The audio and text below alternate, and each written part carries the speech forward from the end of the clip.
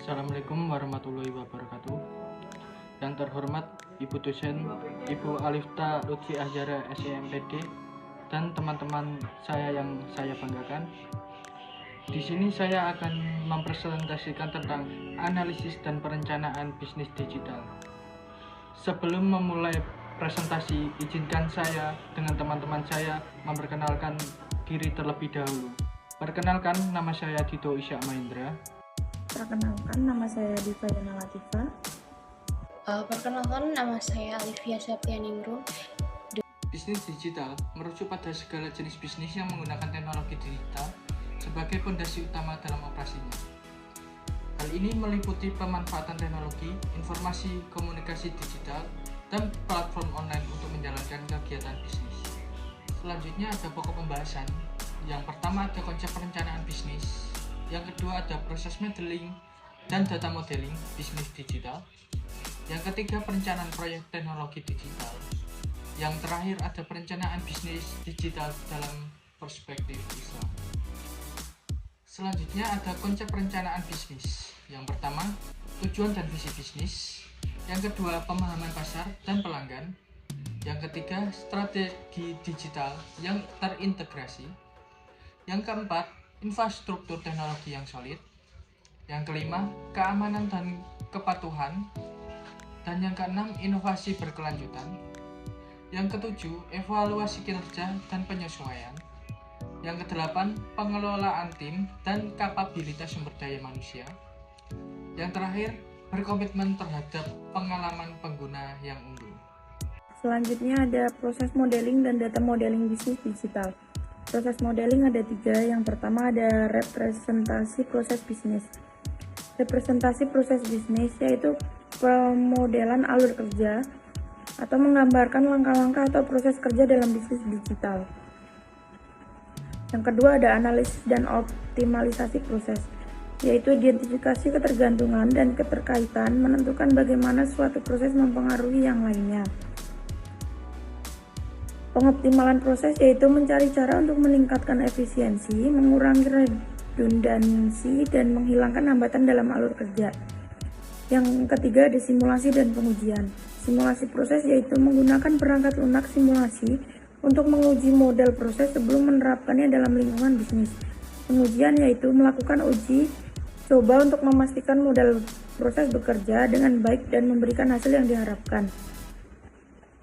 Dan ada data modeling. Yang pertama ada permodelan struktur data. Entity relationship diagram mempresentasikan hubungan antara entitas dalam basic data. Kelas diagram yaitu mendefinisikan struktur kelas dan hubungan di dalam suatu sistem kerja. Yang kedua ada penentuan struktur data yang tepat. Identifikasi data yang diperlukan yaitu menentukan jenis data yang diperlukan untuk mendukung operasi bisnis. Normalisasi basis data adalah memastikan struktur basis data terorganisir secara efisien dan sesuai dengan kebutuhan. Yang ketiga ada integrasi dalam pengelolaan data. Integrasi data yaitu mengintegrasikan data dari berbagai sumber untuk menghasilkan gambaran yang holistik. Manajemen data atau memastikan konsistensi, keakuratan, dan keamanan data dalam bisnis digital. Yang keempat ada analisis data dan pengambilan keputusan. Permodelan prediktif yaitu penggunaan data historis untuk membuat prediksi atau peramalan. Permodelan analitis atau menganalisis data untuk mendapatkan wawasan dan pendukung pengambilan keputusan. Proses modeling dan data model dalam konteks bisnis digital membantu dalam memahami, mengorganisasi, dan mengoptimalkan proses serta informasi yang terlibat. Selanjutnya ada proyek teknologi digital. Proyek teknologi digital ada 9. Yang pertama ada penetapan tujuan proyek. Tujuan yang spesifikasi dan terukur, yaitu definisikan dengan jelas apa yang ingin dicapai oleh proyek teknologi digital. Rencana waktu dan anggaran. Tetapkan batas waktu dan alokasi anggaran yang realistis untuk mencapai tujuan. Yang kedua ada identifikasi kebutuhan bisnis. Konsultasi dengan pemangku kepentingan atau libatkan pihak terkait dalam mengidentifikasi kebutuhan dan harapan terkait proyek. Analisis kebutuhan atau buat daftar detail tentang apa yang dibutuhkan oleh bisnis dalam hal teknologi dan solusi digital. Yang ketiga ada penilaian dan pemulihan teknologi, evaluasi solusi dan platform. Lakukan penelitian untuk menentukan solusi teknologi yang sesuai dengan kebutuhan bisnis. Pemilihan vendor atau partner. Pilih vendor atau mitra yang tepat untuk mendukung implementasi teknologi. Yang keempat ada pembuatan rencana proyek yang terperinci. Penjadwalan proyek. Tentukan tugas, batas waktu, dan tanggung jawab yang jelas untuk setiap tahap proyek. Manajemen resiko. Identifikasi potensi resiko dan rencanakan strategi untuk mengatasinya. 5. Tim yang tepat. Penunjukkan tim proyek atau pilih tim yang memiliki keterampilan dan pengalaman yang sesuai dengan tuntunan proyek. Komunikasi yang efektif. Pastikan saluran komunikasi terbuka dan efektif di antara tim proyek dan pemangku kepentingan. Yang keenam ada pengembangan prototipe dan uji coba.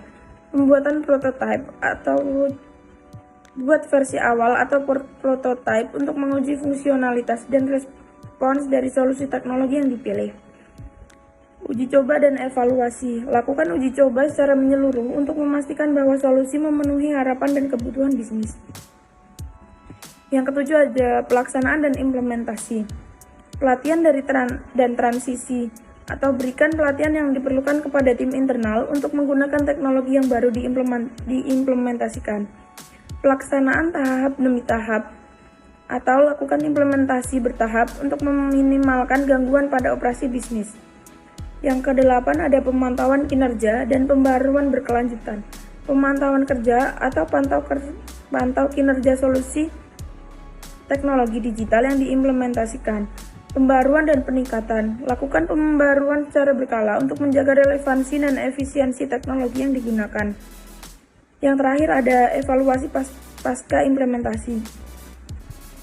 Penilaian hasil. Lakukan evaluasi pasca implementasi untuk mengukur sejauh mana proyek mencapai tujuan yang ditetapkan. Pembelajaran dan perbaikan. Gunakan hasil evaluasi untuk memperbaiki dan keputusan di masa depan. Perencanaan proyek teknologi digital haruslah dinamis dan responsif terhadap perubahan dalam lingkungan bisnis dan teknologi. Selanjutnya yaitu ada perencanaan bisnis digital dalam perspektif Islam. Maksudnya di sini dalam perspektif Islam, perencanaan bisnis digital tetap diarahkan pada prinsip-prinsip etika dan nilai-nilai yang diberikan pada ajaran Islam. Pada dasarnya, perencanaan bisnis digital dari perspektif Islam menggarisbawahi nilai-nilai etika, keadilan, transparansi, dan tanggung jawab sosial.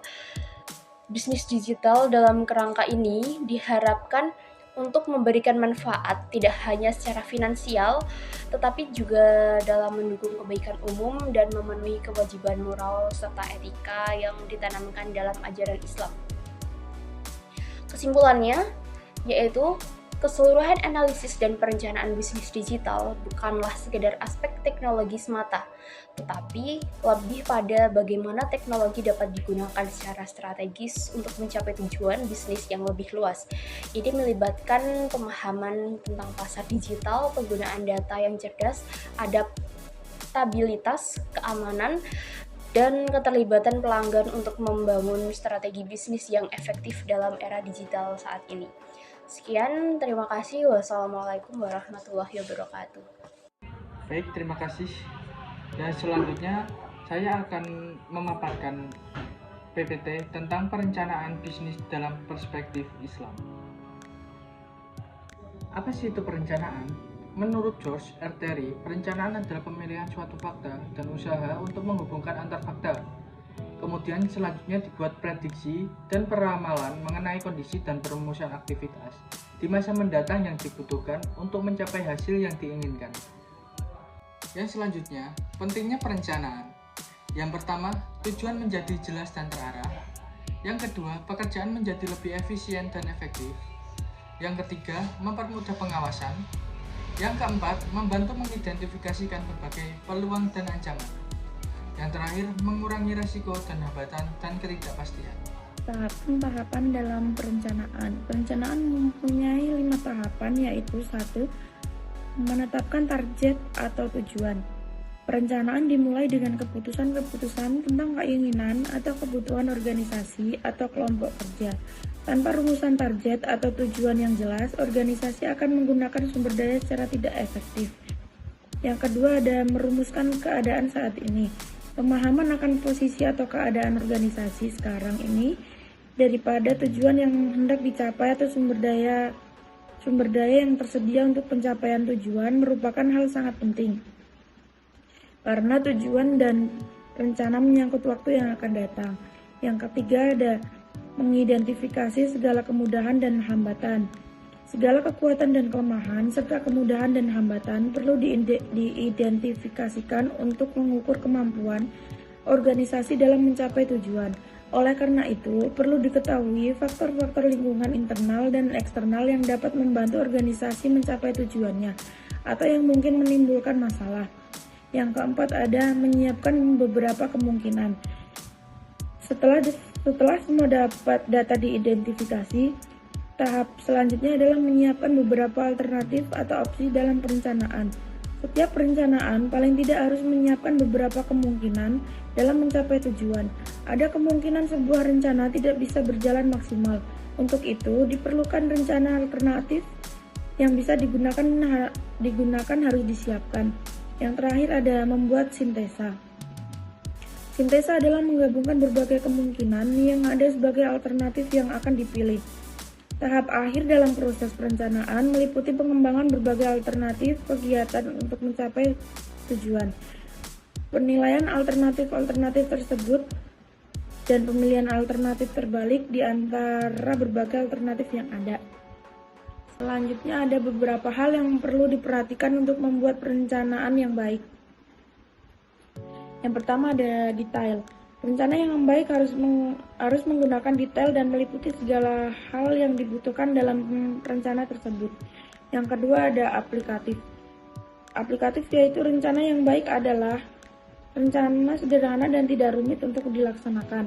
Yang ketiga ada terintegrasi. Rencana harus bisa dikomunikasikan dengan baik dan mudah dipahami oleh semua pihak yang akan melaksanakan rencana tersebut. Yang keempat ada fleksibel. Fleksibel, rencana yang disusun harus bisa menyesuaikan dengan segala kemungkinan-kemungkinan yang bisa terjadi dalam keadaan yang sebenarnya. Yang kelima ada stabilitas rencana. Stabilitas rencana yang telah disusun sebaiknya tidak mengalami perubahan yang terlalu signifikan.